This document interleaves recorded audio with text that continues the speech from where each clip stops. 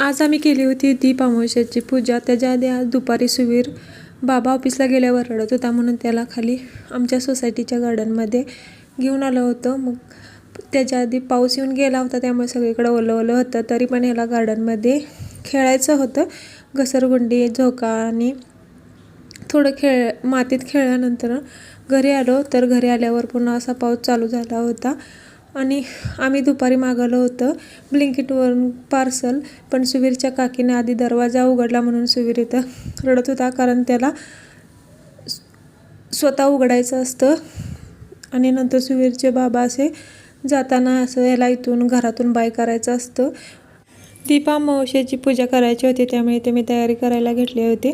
दीपामावस्येसाठी कणकेचे दिवे लागतात, त्यासाठी ते मी कणिक मळायला घेतली होती.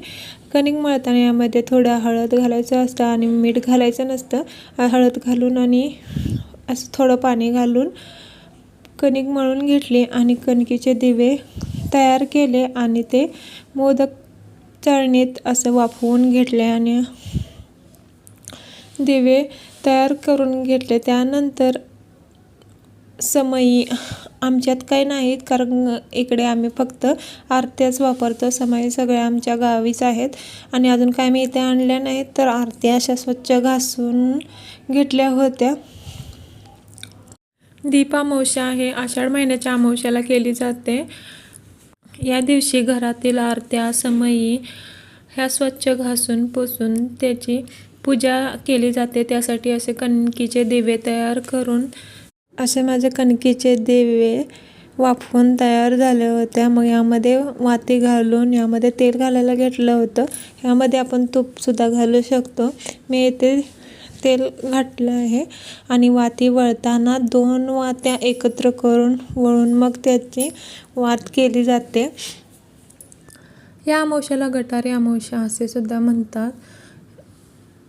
दीप अमावस्या झाली की श्रावण महिन्याला सुरुवात होते आणि पुढच्या सणांची सुद्धा सुरुवात होते.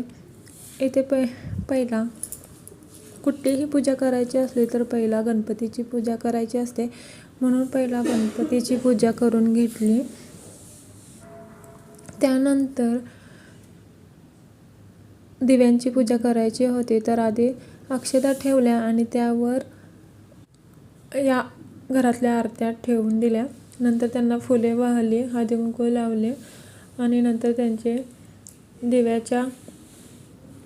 दिव्यांनी पूजा केली आणि नैवेद्य दाखवला. नैवेद्य दाखवण्यासाठी दही भात किंवा लाह्यांचा, फुटाण्यांचा नैवेद्य असतो आणि मी ते दही भाताचा नैवेद्य आणि गोड शिरा केला होता.